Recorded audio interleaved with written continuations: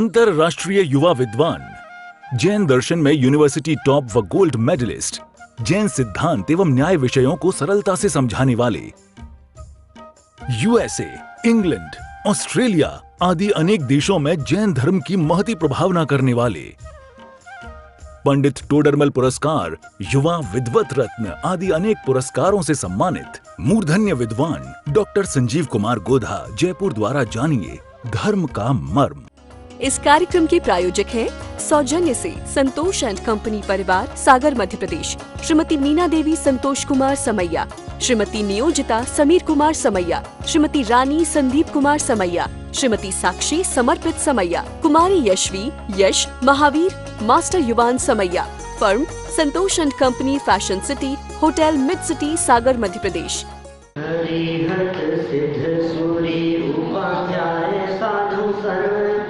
अर्थ के प्रकाशी मांगलिक उपकारी है, तिनको स्वरूप जान राग ते भई जो भक्ति, काय को नवाई स्तुति को जानी। धन धन दिन हिते काज सब राज भय, कर जोड़े बारे बारे वंदना हमारी है।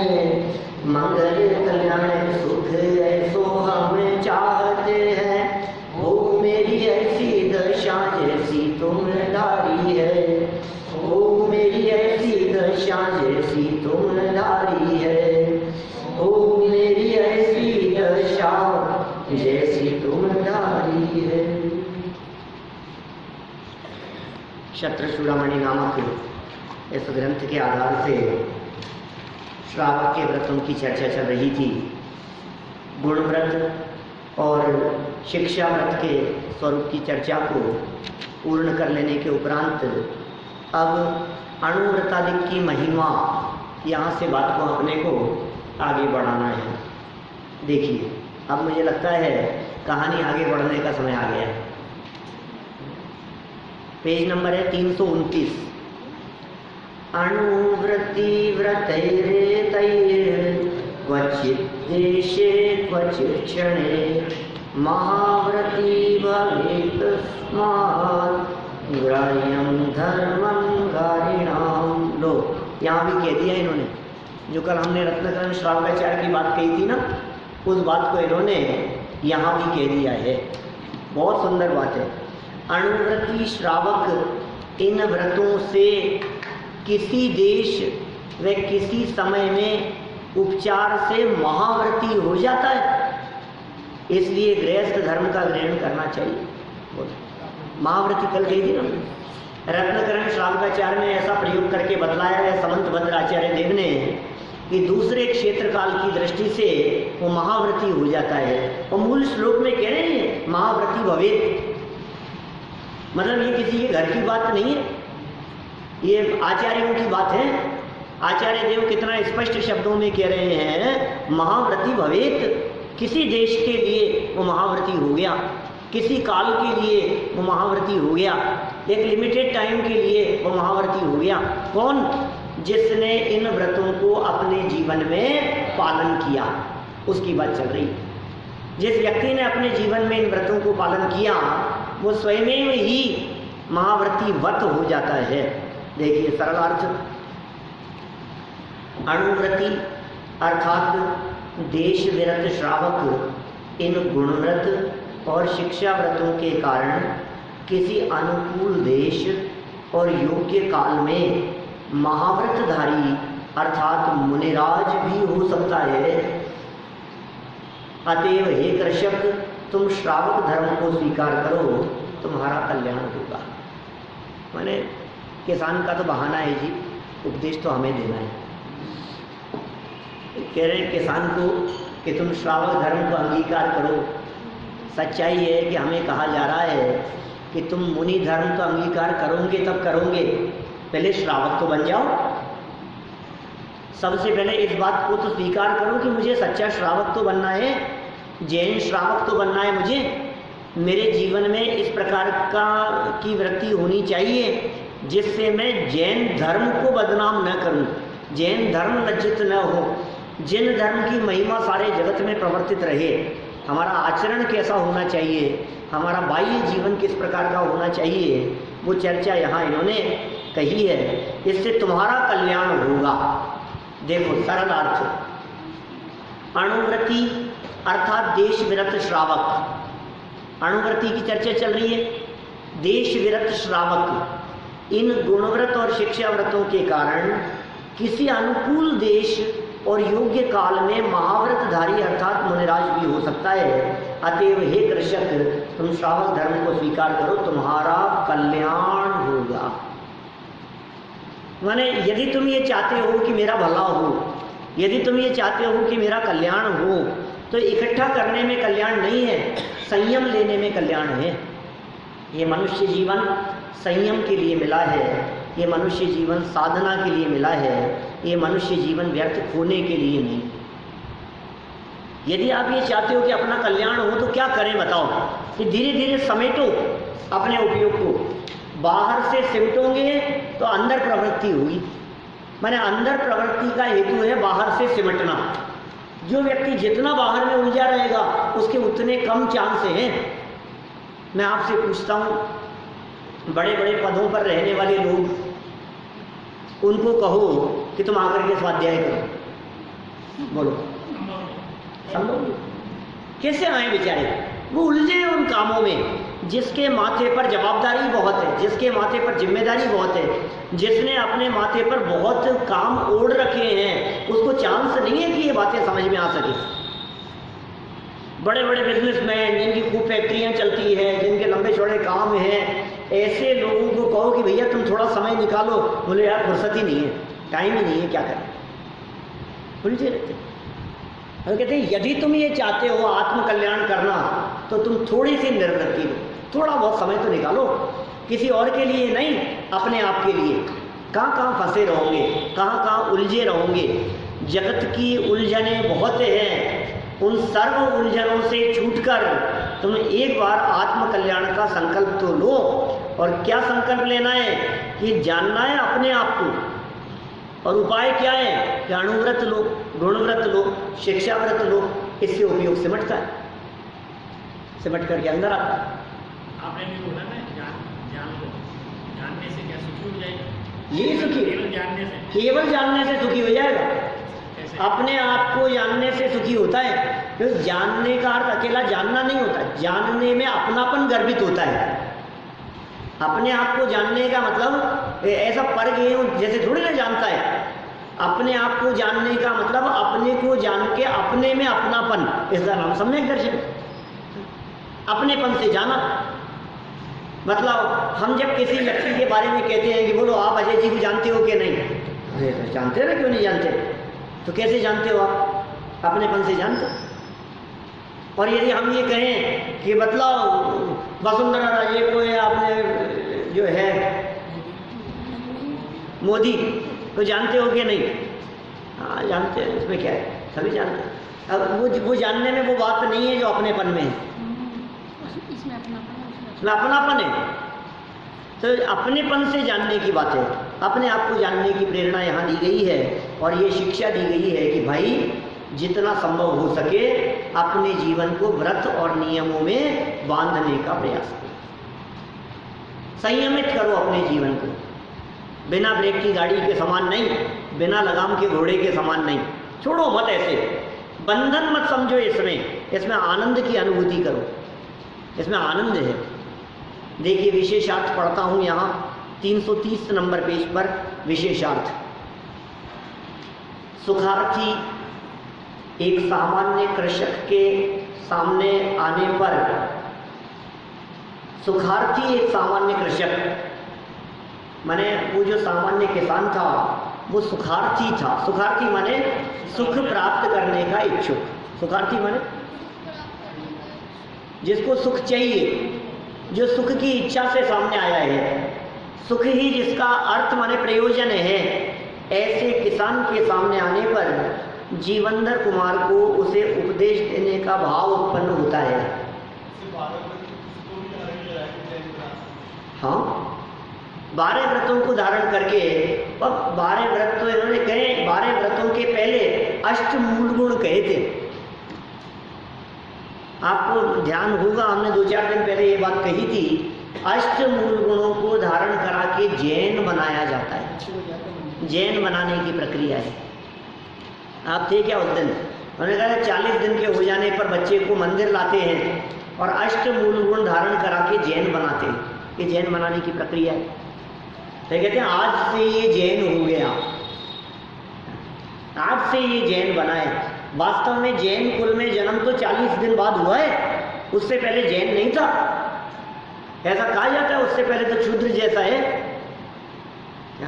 अछूत है। उससे पहले तो मंदिर आने के योग्य नहीं है। उससे पहले, उस दिन के पहले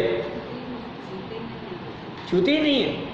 तो इसका मतलब आप समझ लीजिए 40 दिन होने के बाद वो जब जिन मंदिर आया, अष्ट मूल गुण धारण कराए गए, तो जैन बनाया गया। अभी हम जब अष्टानिका में दिल्ली थे, तो वैसे तो बहुत लोगों को नमोकार मंत्र सुनाया है, बहुत बच्चों को। उस दिन हमने वहाँ एक बालक को नमोकार मंत्र सुनाकर, जिन मंदिर पहली बार आया था 40 दिन का होकर के, हमने भरी सभा में उसके जैनत्व की घोषणा की और हमने ये कहा कि ये दिन याद रखने योग्य है, स्मरण करने योग्य है। वो जन्मदिन नहीं, जन्मदिन तो सारा जगत मनाता है। तुम्हें क्या दम है उस जन्म में? तो जन्म ले लिया था तुमने। असली जन्म जो जैन कुल में हुआ है वो है, वो दिन याद रखो, उस दिन को उत्साह से मनाओ। ये वो दिन था जिस दिन मैं पहली बार मंदिर आया था, ये वो दिन था जिस दिन मैंने अष्टमूल गुण धारण किए थे। ये दिन जीवन पर्यंत उस बालक को मनाते हुए याद दिलाएगा कि मुझे मद्य मांस मधु का सेवन नहीं करना है। ये जीवन पर्यंत उस बालक को याद दिलाएगा कि मैं श्रावक हूँ, मुझे अष्टमूल गुणों का पालन करना है। मैंने जैन कुल में मेरा जन्म हुआ।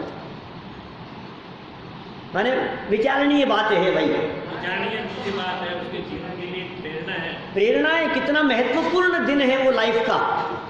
हम जिसे मनाएं, समझ लो आप जो भी जन्म जिस दिन हुआ है उसमें क्या क्या कर लिया आपने, क्या हासिल हो गया, बतलाओ मुझे, क्या कर लिया उस दिन से? जन्मदिन जन्मदिन जन्मदिन करते रहो, लोग बधाई देते रहे, शुभकामनाएं, क्या दम है भाई साहब। अनंत बार लिए हैं ऐसे जन्म। बधाई का बिगाड़ हो गया, बधाई सही बात है, वो सब खूब होने लग गए हैं इस तरह की। तो सामाजिक विकृतियों के बारे में चर्चा क्या की जाए। बाबूजी ने कैसे बोला कि जो शादी का मनाते हैं वो पहले ही तो मंदिर तो है ही, और मंदिर को और मदिरा पिला दो। हाँ वैसे ही, ऐसे हाँ, ताही पिलावे वारुणी कहो कौन उपचार। तो बहुत सुंदर पंक्तियाँ थी इस तरह की, पुराने किसी कवि की लिखी हुई। हमारे वो गुलाबचंद जी थे ना, प्राचार्य जी, संस्कृत कॉलेज के प्राचार्य थे, पूर्व प्राचार्य पंडित गुलाबचंद जी छावड़ा ही थे। तो वो सुनाया करते थे, उनके साथ में बहुत रहा मैं और बहुत कुछ सीखा उनसे भी। वो सुनाते थे इस तरह की, वो पूरी घटना मुझे याद नहीं आ रही। वो बंदर, और उस बंदर को शराब पिला देवे और शराब पिला करके उसकी पूंछ में आग लगा देवे और उसको टीन वीन पे कहीं छोड़ देवे, फिर वो देखो कैसे उपद्रव मचाता है। तो ऐसी हालत है उन लोगों की जो लोग पहले विषय कषायों में रचे पचे हैं, और उन लोगों को इस तरह के विषय कषाय से पोषित आयोजन और उनको और अधिक प्रेरित करने वाले लोग, ये मानो उसको शराब पिला करके पूंछ में आग लगाने जैसा काम करते हैं ऐसा। और वो तो है ही जैन शतक की पंक्तियाँ, वो भूधरदास जी की, भूधरदास जी का है ना जैन शतक। तापर और रचे रस काव्य का कही है तिनकी निठुराई, अंध असूजन की अखियन में झोंकत है रज राम दुहाई। हाँ सावधान रहो साहब। इसलिए मैंने कहा यदि आपको मनाना है तो आप वो दिन मनाओ। क्या भैया, अब अपना तो याद नहीं क्या? लेकिन आपके यदि बच्चे पोते यदि और होते हैं आगे, जो भी होंगे परिवार में, कम से कम आप उनको तो वो दिन तारीख स्मरण करा करके याद दिला सकते हो। प्रति वर्ष उस बालक को, अभी तो 2-3 साल भर का होगा, फिर 2 साल का होगा, फिर 4 साल का होगा, कम से कम 8 साल का होने के बाद प्रति वर्ष उसे वो याद दिलाओ कि तुझे पता है ये तेरा जन्मदिन नहीं है, ये तेरा जैनत्व जन्मदिन है, ये तेरा जैन कुल में जन्म का दिवस है, ये वो दिन है जिस दिन तू जैन बना था, ये वो दिन है जिस दिन तुझे 8 मूल गुणों के पालन करने की प्रतिज्ञा दिलाई थी, जब तुझे मद्य मांस मधु और पंच उदंबर फलों का त्याग कराया था। और ये त्याग कराया था तुझे जैन बनने के लिए तो जीवन भर ध्यान रखना इस दिन को। और प्रतिवर्ष इस दिन जिन मंदिर में जिनेंद्र देव के सामने आगे 1 साल के लिए अष्टमूल गुणों के पालन की प्रतिज्ञा लेना। जब जैन बनाया था तब तो 8 वर्ष की उम्र तक के लिए प्रतिज्ञा कराई थी, इतनी थी, इससे ज़्यादा नहीं कराते जीवन भर के लिए। जब मंदिर में लाकर रणमोकार मंत्र सुनाते हैं तो 8 वर्ष तक की उम्र के उसके रोजाना देव दर्शन के, अष्टमूल गुणों के पालन करने के, मध्यमांस मधु के त्याग के, ये सब जो नियम दिलाए हैं ये माता पिता की साक्षी में दिलाते हैं कि 8 वर्ष की उम्र तक माता पिता की जिम्मेदारी है। वो रोज लेकर के आए। बच्चा क्या करेगा, वो तो जन्म का 40 दिन का बालक, वो तो क्या करता है, वो कुछ समझता नहीं है। लेकिन उसके इन नियमों का पालन कराने की जवाबदारी माता पिता की है 8 वर्ष की उम्र तक। फिर 8 वर्ष की उम्र के बाद जब वो 8 वर्ष का हो जावे तो माता पिता की जिम्मेदारी है उसी दिन वापस मंदिर आकर के उसे वो समझाएं, 8 मूल गुणों का स्वरूप समझाएं और फिर उसे विधि पूर्वक वापस प्रतिज्ञा दिलाएं कि बेटा तेरे 8 वर्ष पूरे हो गए, 8 वर्ष तक हमने बहुत दृढ़ता से इन बातों को निभाया, अब तू स्कूल जाएगा, अब तू पढ़ने के लिए जाएगा, अब तू विद्यालयों के अंदर पढ़ने के लिए जाएगा, वहाँ तेरे यार दोस्त होंगे, वहाँ कभी कोई चीज़ लेकर के आएंगे तो तुझे ध्यान रखना है कि मेरे इन चीज़ों के त्याग है। ये उसको प्रेरणा दी जाए प्रतिवर्ष। तो ये जैन बनाने की प्रक्रिया की चर्चा चल रही है। आपने पूछ लिया इसलिए इतनी बात कही मैंने। अणुव्रतों का पालन करके जैन नहीं, अष्टमूल गुणों का पालन करके जैन। बच्चों को ये भी सिखा देना कि भाई ध्यान में जा रहे हैं तो मेरी मान की है 5 साल की। सही, बिल्कुल बिल्कुल। सब बच्चे, हमारे बच्चे ने कभी नहीं खाया आज तक। कितनी जगह पर, मतलब छोटा सा था तब से आर्यव ने कभी किसी स्कूल में कभी किसी के टिफिन से कुछ खाया हो, कहीं किसी के घर गया हो तो कुछ खाता ही नहीं है। 2-4 साल का था ना जब से जबान से बोलना आता था तब से पूछता था इसमें आलू तो नहीं है, मैं नहीं खाता, ये चीज़ मैं नहीं खाता, ये केक मैं नहीं खाऊंगा, ये बाजार का आया होगा मैं नहीं खाऊंगा, बचपन से है।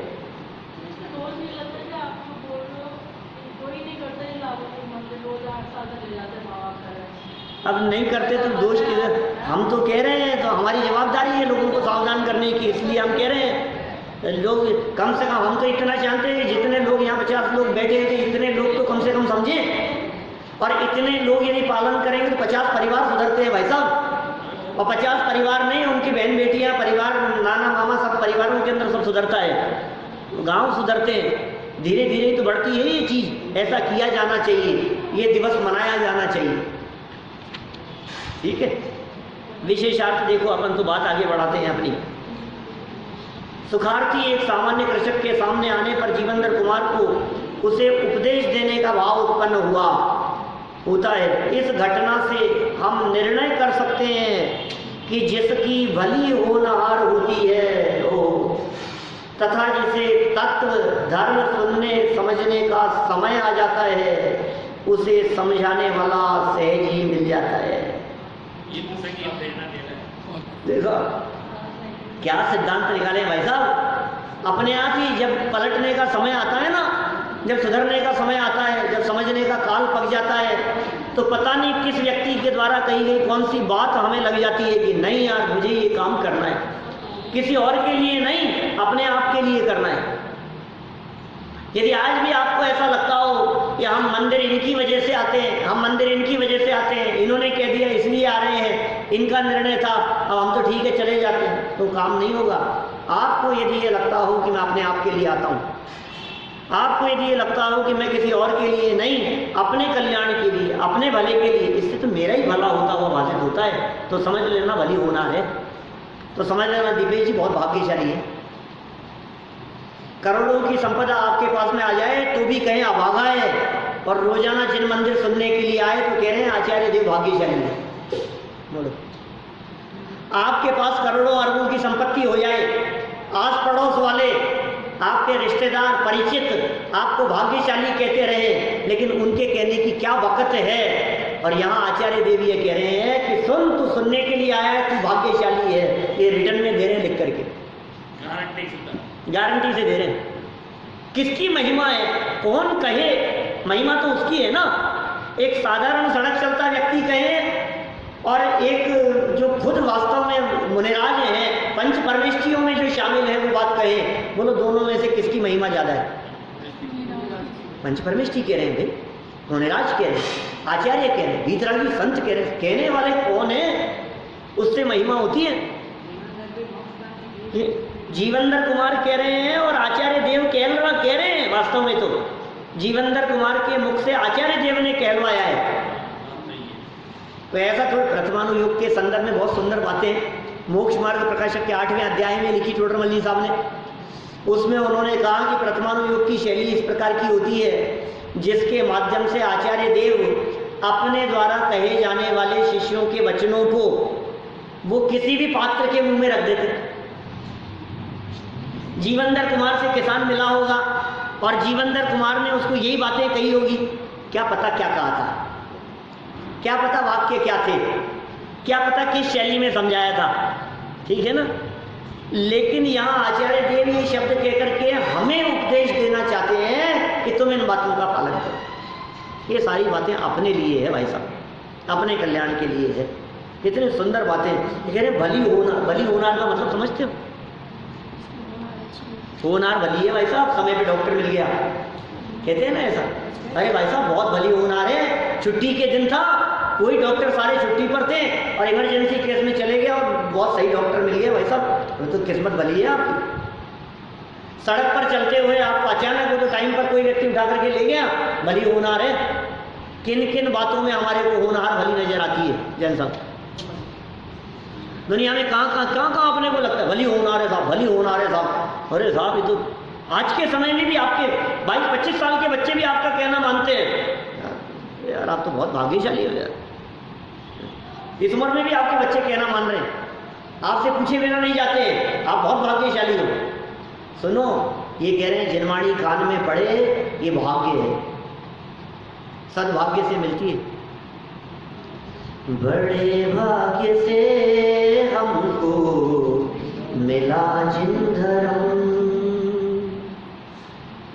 बड़े भाग्य से हमको मिला जिंधरम।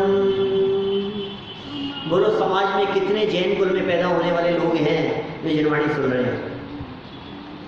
कितने लोग ऐसे हैं जैन कुल में पैदा होने वाले जिन्हें इन बातों की खबर है, जिनके हृदय में रुचि है, समझने की रुचि है, तो अवसर नहीं है, अवसर तो आते नहीं है, कौन आए कौन जाए, पाँव नहीं पड़ते हैं, शुरू नहीं किया, हाँ करेंगे करेंगे, परमात्मा चला जाता है, जीवन पूरा हो जाता है, खत्म हो जाता है।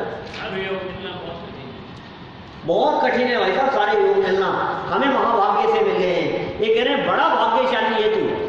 टोडरमल जी ने लिखा मोक्ष मार्ग प्रकाशक पेज नंबर 17 पर, 17 नंबर पेज पर इस तरह की बात लिखी उन्होंने।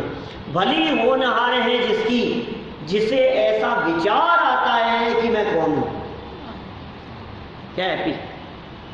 जिसे ऐसा विचार मात्र भी आ गया ना मुझे मंदिर जाना है, और यार बहुत भाग्यशाली है। जिसे ऐसा विचार आ गया कि मुझे प्रवचन सुनना है, विचार मात्र के अंदर कह रहे हैं भाग्यशाली है। और जिसे ऐसे विचार आते हैं मुझे बिजनेस दिन दुगना रात चौगुना बढ़ाना है, तो भागा है।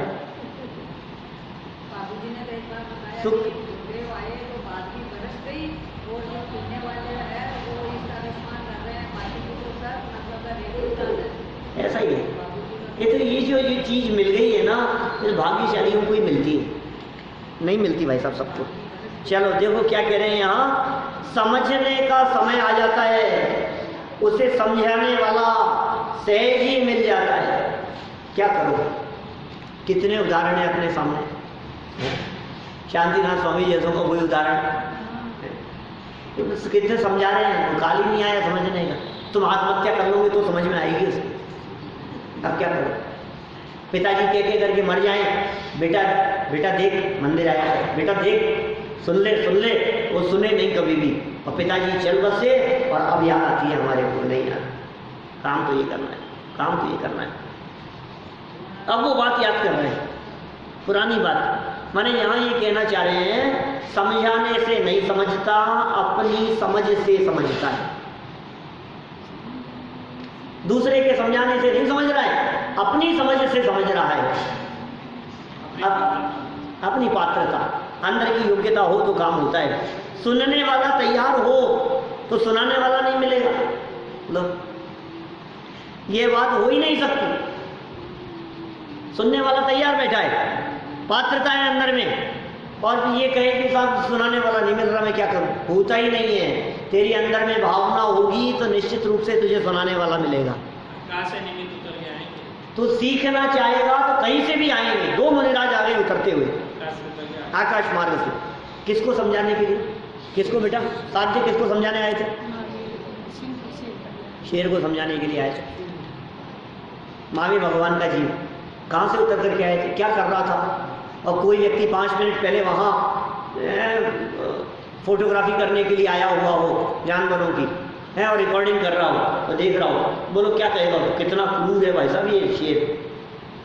किसको क्या पता है अंदर में जग रही है क्या?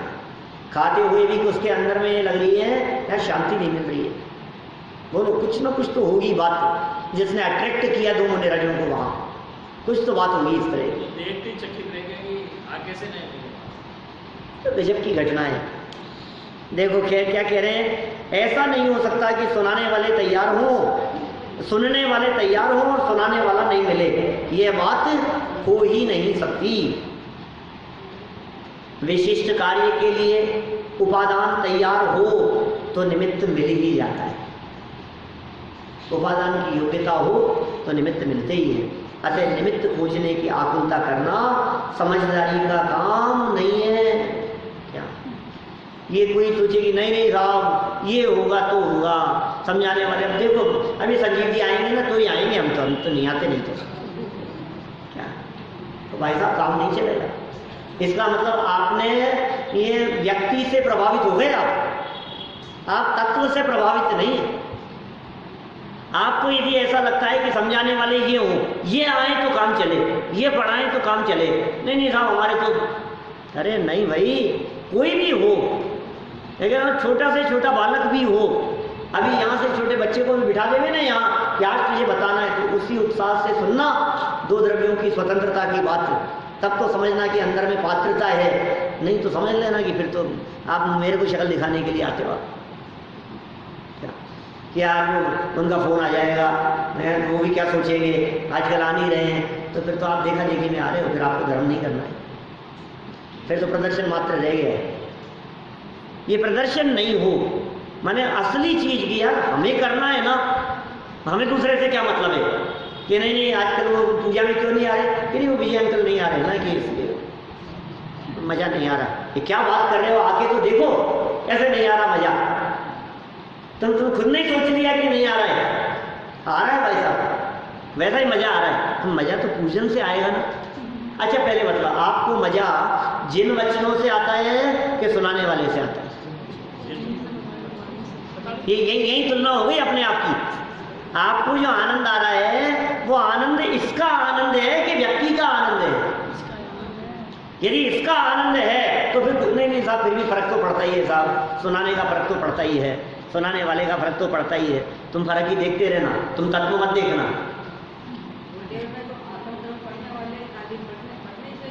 पढ़ने से सीख गए बहुत लोग। हाँ बिल्कुल। देखो ये प्रवचन सार 16वीं गाथा की टीका का भावार्थ लिखा है यहाँ। ये जो पैराग्राफ हमने विशेषार्थ में पढ़ा है ये बातें प्रवचन सार ग्रंथ की है। प्रवचन सार ग्रंथ की 16वीं गाथा, बताओ किसको याद है 16वीं गाथा कौन सी है? स्वयंभू। अभिन्न षटकारकों की चर्चा है, ये स्वयंभू वाली गाथा है। ध्यान था क्या? ऐसे नहीं पूछ रहा हूँ, पढ़ाया है इसलिए पूछ रहा हूँ। कृषक द्वारा व्रतों का स्वीकार कर लो भैया, अब स्वीकार कर लो। 330 पेज 29 नंबर श्लोक देखो। इत्युक्त प्रत्यग्रहणाच सधर्मं गृहमेधिनां कदा कीदृशो न स्यात् भाग्ये सति पचेत् में।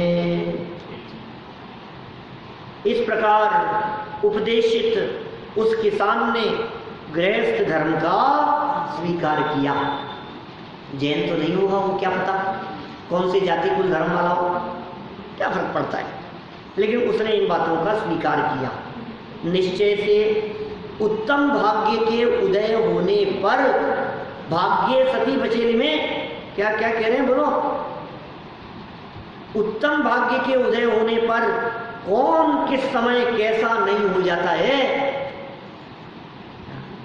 लग रहा है समय आ गया है, अब समय आ गया है, अब समय दूर नहीं है, अब भाग्य उदय हो गया है, अब बहुत अच्छा समय आ गया है। लोग कहते हैं साहब हम कौन से काल में आ गए। अरे साहब ये तो काल बहुत खराब आ गया है। इस काल में तो हम भी कौन से काल में आ गए। इस काल में मोक्ष ही नहीं होता, इस काल में श्रेणी नहीं चढ़ते, इस काल में भगवान नहीं बन सकते, इस काल के अंदर उत्तम सैनन नहीं है। इस पंचम काल में, इस दुखमा काल में आकर के जन्म लिया है हमने। हम तो बहुत भाग्यहीन है। कि सुनो, भाग्यहीन मत समझो, हम बहुत भाग्यशाली हैं जो हमें ये तत्व मिल गया है। किस समय कैसा नहीं हो जाता, भाग्य है भाई साहब आपका। आप कैसे हो गए हो, आपकी सोच विचार और चिंतन कितना बदल गया है, ये सही दिशा में बदल रहा है, इसका मतलब सद्भाग्य।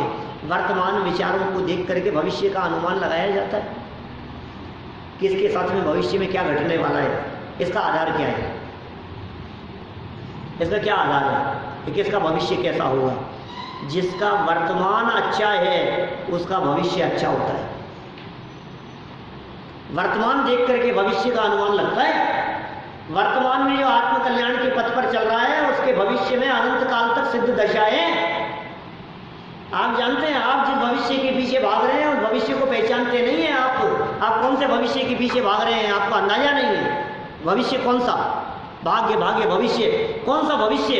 ये सड़ा गला आंख नाक से दिखेगा नहीं, नाला बहता रहेगा, कानों पे ताला लगा हुआ होगा, चला फिरा नहीं आएगा, उठे बैठे भगवान याद आएंगे तुम्हारे को। ऐसा भविष्य, उस भविष्य के लिए जब पेट में आंखें काम नहीं करेगी, मुंह में दांत काम नहीं करेंगे, आंखों से दिखाई नहीं देगा, बच्चे पोते बहुएं दुत्कारेंगी, वो बुढ़ापा, उस समय के लिए उस भविष्य की सोच रहा है कि सुन भाई उसके आगे भी भविष्य है, अनंत भविष्य है उसके आगे, उसका क्या होगा।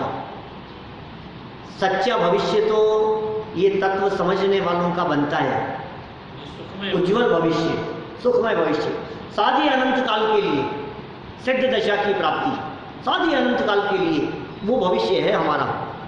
क्या फ्यूचर है, लोग कहते हैं इनका क्या फ्यूचर है, आप कौन से रास्ते पे लगा रहे हैं, इसका फ्यूचर क्या है, कौन सा फ्यूचर क्या भैया। तुम जिस आर्थिक दृष्टि की बात कर रहे हो उसमें सुख की गारंटी नहीं है, और हम जिस आर्थिक दृष्टि की बात कर रहे हैं यहाँ, आर्थिक कौन से, आर्थिक माने पैसा नहीं, हम जिस संपदा की बात कर रहे हैं वो शाश्वत संपदा की बातें हैं।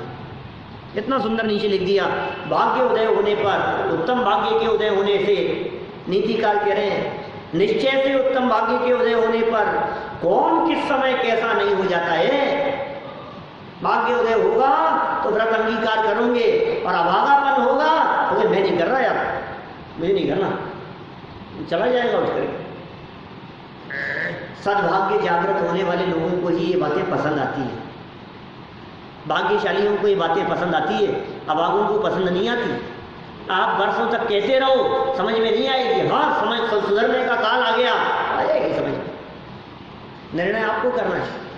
बोलो, देखो सरल आप पढ़ते हैं। उपयुक्त प्रकार से कृषक ने जीवनधर कुमार से धर्म का उपदेश सुनकर श्रावक के व्रतों को स्वीकार किया। यह योग्य ही है। क्या यह बात योग्य ही है कि पूर्वबद्ध पुण्य कर्मों के उदय आने पर, पुण्य का उदय आ गया क्या, सब अब ये पुण्य का उदय आ गया। अब देखो कौन कब और कैसा महान बनेगा ये कह नहीं सकते हम। और साहब कुछ भी नहीं था इनके पास, तो आज देखो कहां से कहां पहुंच गए। कैसे पहुंच गए, भाग्य से पहुंच गए, पुण्योदय से पहुंचे। किसके कब उदय बदल जावे, कल करेंगे चर्चा वहां जवाहरनगर में। समय कब किसका कहां बदल जावे पता नहीं। बुरे समय से अच्छा समय आ जाए, अच्छे समय से बुरा समय आ जावे, ये पुण्य पाप में बदल जावे, ये पाप पुण्य में बदल जावे, कुछ ठिकाना नहीं है। इसलिए प्राप्त संपदा और पद को पाकर गर्व अभिमान करने की जरूरत नहीं है। वर्तमान परिस्थिति को देखकर दीनहीन होने की जरूरत नहीं है। यदि परिस्थिति खराब है तो दीनता लाने की जरूरत नहीं है, और यदि परिस्थिति बहुत अच्छी है तो अभिमान करने की जरूरत नहीं है, क्योंकि समय नहीं लगता, समय बदल जाता है। इस कार्यक्रम के प्रायोजक हैं सौजन्य से संतोष एंड कंपनी परिवार, सागर मध्य प्रदेश। श्रीमती मीना देवी संतोष कुमार समैया, श्रीमती नियोजिता समीर कुमार समैया, श्रीमती रानी संदीप कुमार समैया, Shrimati Sakshi Samarpit Samaiya, Kumari Yashvi Yash Mahavir master Yuvan Samaiya. Firm Santosh and company, fashion city hotel, mid city, Sagar Madhya Pradesh.